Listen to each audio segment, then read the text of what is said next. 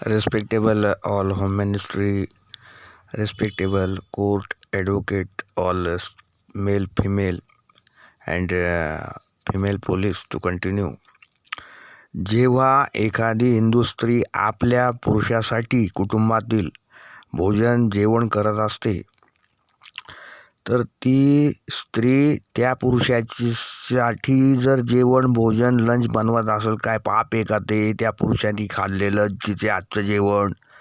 तर ती स्त्री, हिंदू स्त्री, रात्रीच्या वेळेस पुरुषाबरोबर झोपत असेल रोज, तर ते दोघं जे काय करतात रात्रभर, ते काय पाप आहे का? बेडवर, त्यांच्या बिछाण्यावर, या संबंधी त्यांच्यावर जे काही दूर जवळून बंदुका रोखलेल्या आहेत आणि स्त्री पुरुषांवर बेडवर कमरेखालील भागात गोळ्या घातलेल्या आहेत, जिथून आपण नित्यनेमिक प्रातर्विधी किंवा तत्संबंधित मलमूत्सर्ग करत असतो.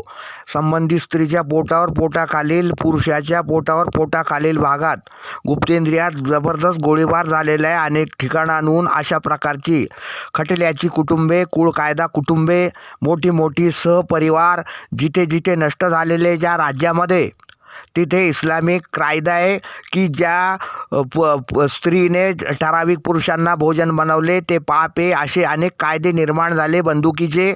तसेच ती स्त्री किंवा तरुणी मुलगी कुठल्याही पुरुषाबरोबर, हिंदू स्त्री, तरुणी मुलगी, त्या कोणत्याही हिंदू स्त्री पुरुषांबरोबर झोपल्यास संबंधित ती पापी ठरते त्या बिछाण्यावर. असे पापाचे अनेक कायदे, हजारो लाखो कायदे निर्माण झालेले आहेत.